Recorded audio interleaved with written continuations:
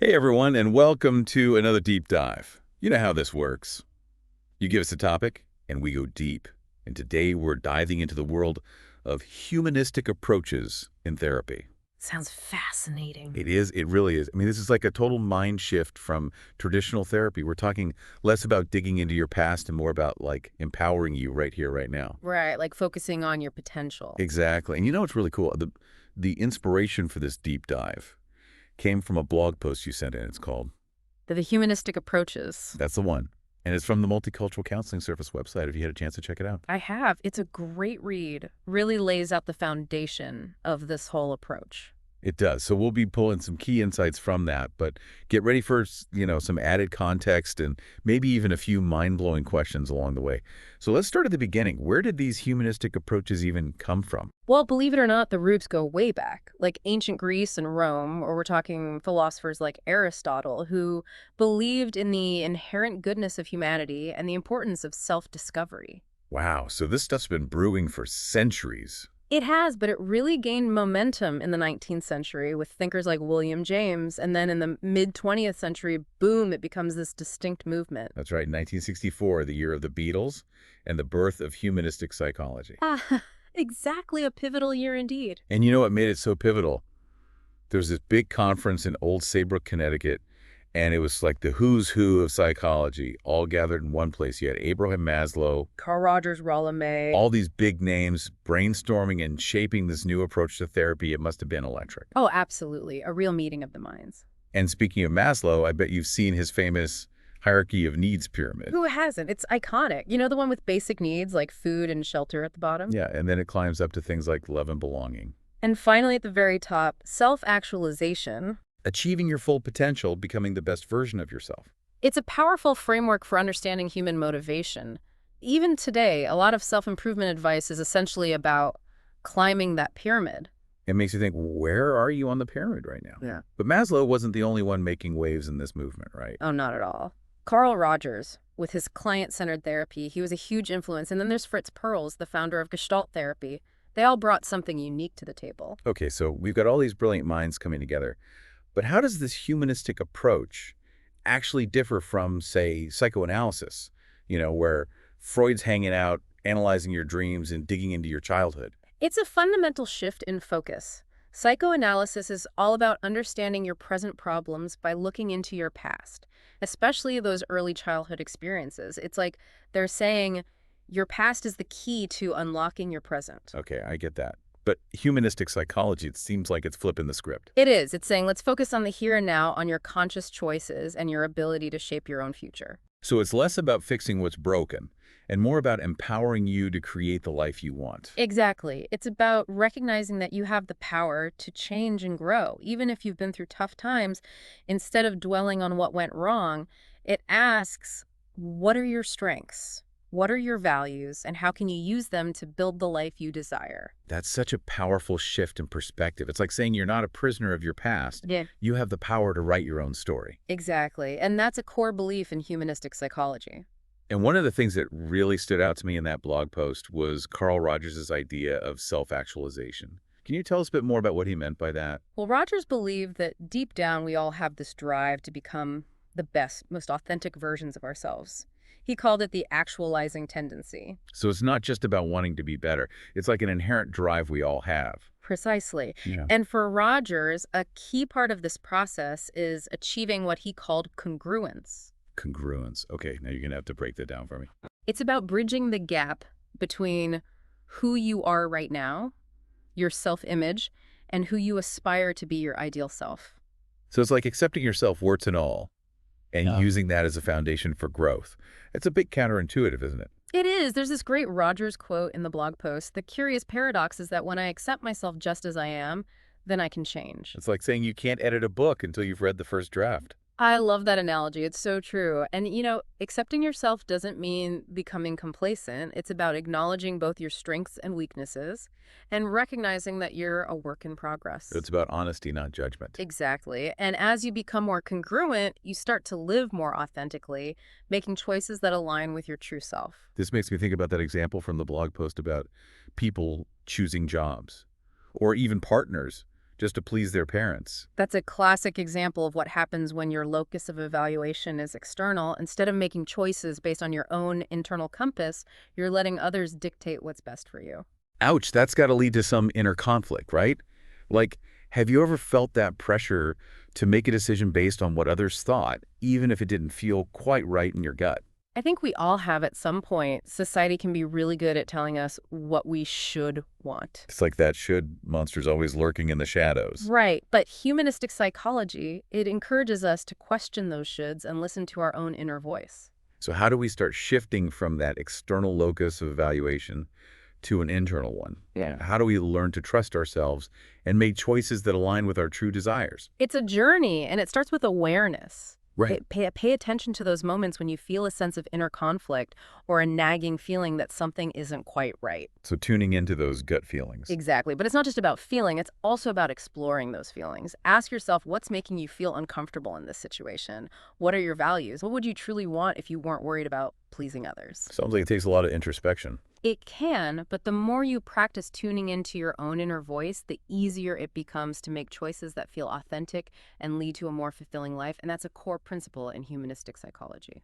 And that's a perfect segue to dive deeper into the specifics of how this approach plays out in therapy.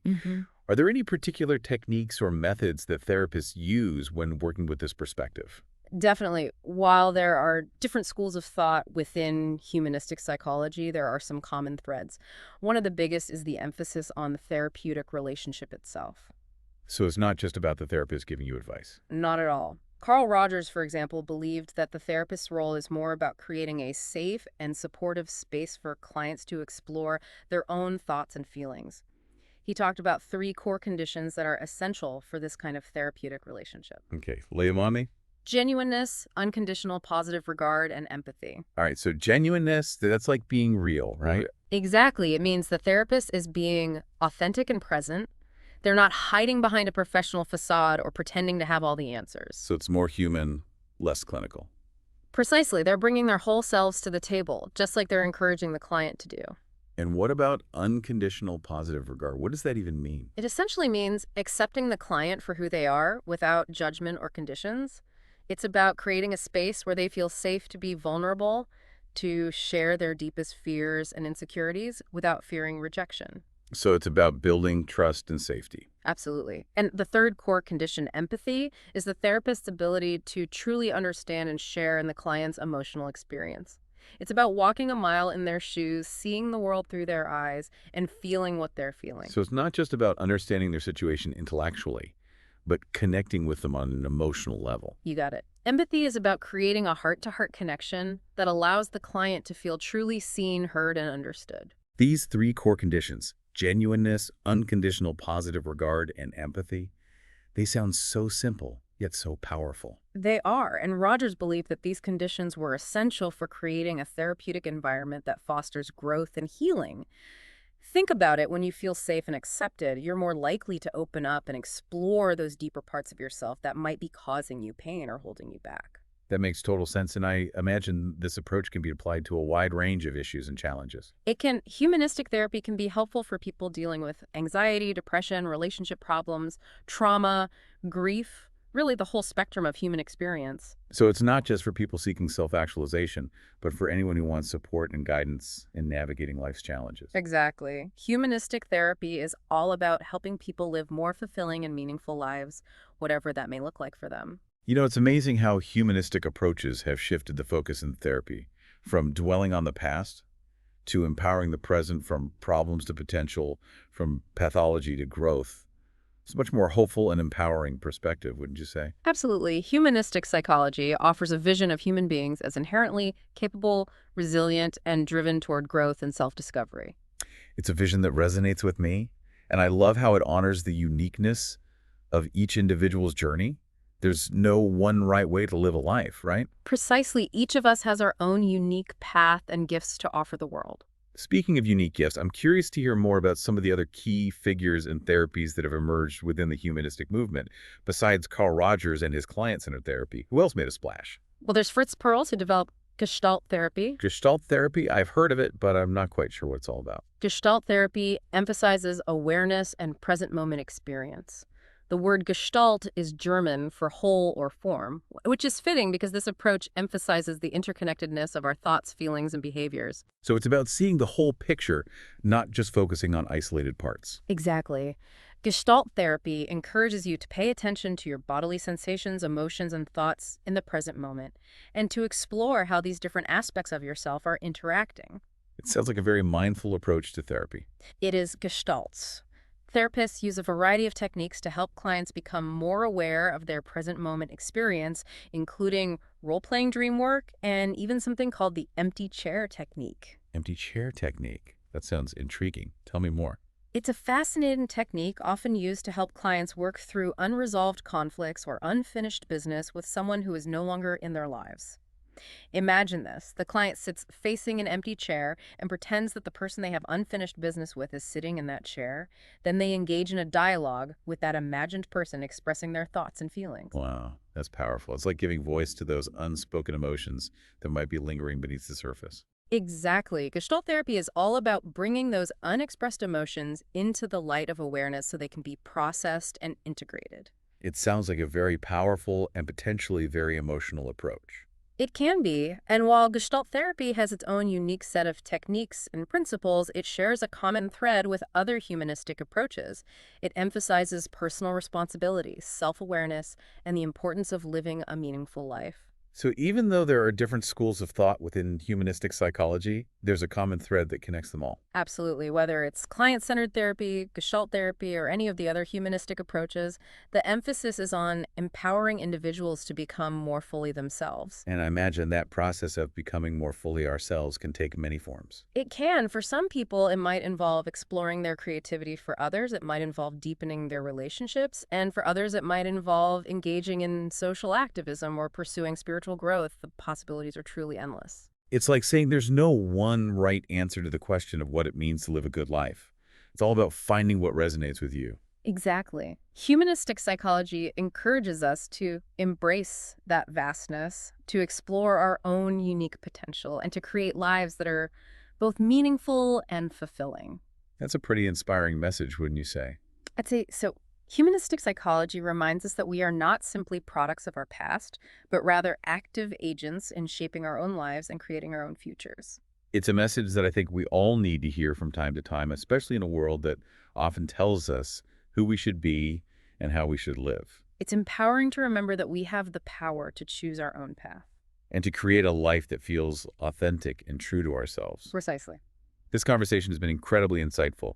I feel like I have a whole new understanding of humanistic approaches and their potential to transform not just individuals, but society as a whole. I'm glad to hear that it's a fascinating field of study, and I encourage you to explore it further if you're interested. I definitely will. Thank you so much for sharing your expertise with us. It's been my pleasure. And for you, our listener, get ready for part 2, where we'll be diving deeper into some even more fascinating aspects of humanistic psychology. Stay tuned. So, Gestalt therapy.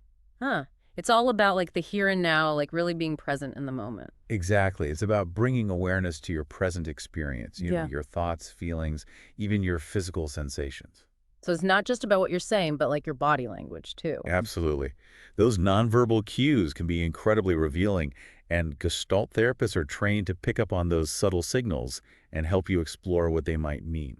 That makes me think about that empty chair technique we were talking about. Like imagine sitting there talking to an empty chair as if someone's actually there. It can be a powerful experience. I bet. And it's not just about venting, right? It's about having a dialogue. Exactly. Exploring different perspectives and ultimately finding some resolution or closure. So it's like a way to have that conversation you never got to have, or to finally say what you wish you had said. Precisely. And even though the person isn't physically present, the act of speaking to them in this way can help you release pent-up emotions, gain new insights, and even forgive yourself or the other person. It's almost like rewriting the script of the past, but in a way that empowers you in the present. Exactly. And that's a key theme in humanistic psychology. You have the power to shape your own narrative, to choose how you respond to life's challenges, and to create a future that aligns with your values and aspirations. And that brings us back to self-actualization. Yeah, It's not like a destination, right? It's more of an ongoing journey. absolutely. It's about continually striving to become the best and most authentic version of yourself, whatever that may look like for you. That's what I find so appealing about humanistic psychology. It's not about fitting into some predefined mold. It's about embracing your individuality. And creating a life that feels meaningful to you. Yeah, like there's no right or wrong answer. It's about finding what works for you. It is, and it acknowledges that the journey itself is just as important as the destination. So true. It's about embracing the ups and downs, the challenges and triumphs. And learning and growing along the way. It's like saying, hey, life is messy and that's okay. Exactly. It's not about trying to avoid those messy parts, but learning to navigate them in a way that helps you grow. Okay, so let's zoom out for a second and think about how humanistic principles might apply beyond therapy. Like, it's not just about sitting in a therapist's office, right?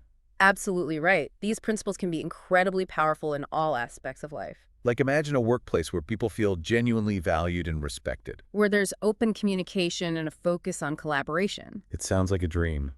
But I guess that's the point, right? Humanistic psychology encourages us to dream bigger, to imagine what's possible when we approach life with empathy, authenticity, and a belief in our own potential. It's about shifting from a mindset of scarcity to one of abundance. Recognizing that we all have unique gifts to offer the world. So as we're wrapping up this part of our deep dive, what's the one takeaway you'd like our listener to remember? If I had to sum it up, I'd say that this humanistic approaches remind us that we have the power to choose how we respond to life's challenges, to create meaning in our lives, and to become the best versions of ourselves. That's beautifully said, and it's a message that I think we all need to hear, especially in a world that can often feel overwhelming and chaotic. Absolutely. Humanistic psychology offers a sense of hope and possibility, reminding us that even in the midst of difficulty, we have the capacity for growth, healing, and transformation. I'm feeling pretty inspired right now, like ready to embrace my inner compass and chart my own course. As you should be. We all have that capacity within us. Speaking of inner compasses, I have a final thought-provoking question for our listener to ponder as we move on to the next part of our deep dive today. If you could design your life completely based on what you truly want, without any limitations or external pressures, what would it look like? That's a powerful question. One that invites us to tap into our deepest desires and imagine a life that is truly aligned with our authentic selves. It's certainly worth exploring. Well, on that note, we'll leave you with that thought to ponder. Thanks for diving deep with us, and get ready for even more insights in part 3. You know, it's interesting. We've been talking about this idea of like self-actualization and becoming the best versions of ourselves. But it also seems like there's this big emphasis on personal responsibility and humanistic psychology. Yeah, definitely. Like it's almost saying, hey, you're in the driver's seat of your own life. It is, but it's not about blaming yourself or, feeling like you have to do everything perfectly. Right. It's not about being superhuman. No, it's more about recognizing that you have choices even when things are tough. So it's not like denying the reality of external factors, but it's more about focusing on what you can control. Exactly. It's about recognizing your agency, your ability to influence the direction of your life. So it's like moving from feeling like a victim to feeling like a creator. Exactly. A great way to put it. And it makes me think about those times when I felt so stuck, like nothing I did mattered, like life was just happening to you, me. We all feel that way sometimes. But maybe that's when it's even more important to remember that we do have choices. Absolutely. Those are the moments when it's crucial to ask yourself, what can I do, even if it's a small step to make things better? Sometimes just like shifting your focus from what you can't control to what you can. Can make a huge difference. It reminds me of a quote from Viktor Frankl. He wrote Man's Search for Meaning. And he went through some really tough stuff. Yeah, he was in a concentration camp during World War II. And he said, between stimulus and response, there is a space. In that space is our power to choose our response. In our response lies our growth and our freedom. Powerful words. Even in the worst possible circumstances, he believed we still have the power to choose how we react. And that's really the heart of humanistic psychology. It's not about ignoring the tough stuff, but about finding that inner strength to keep moving forward. Exactly. It's about recognizing that you're not defined by your past or your circumstances. You have the power to learn and grow and create a future that you're proud of. Oh! Well, this has been an amazing deep dive. So many insights from just one blog post. It's incredible. I agree. It's amazing how powerful ideas can be. Before we wrap up, is there anything else you'd like to add? Any final words of wisdom for our listeners? I'd just say keep exploring humanistic psychology is a rich field of study with so much to offer. There's always something new to discover about ourselves and how to live more fulfilling lives. Exactly. And remember, the journey to self-discovery is ongoing. So embrace the process, trust your intuition, and never stop exploring your potential. Beautifully said. And to our listeners, thank you for joining us on this deep dive into the world of humanistic approaches. We hope you've gained some valuable insights, and we'll see you next time for another deep dive into a topic that matters to you.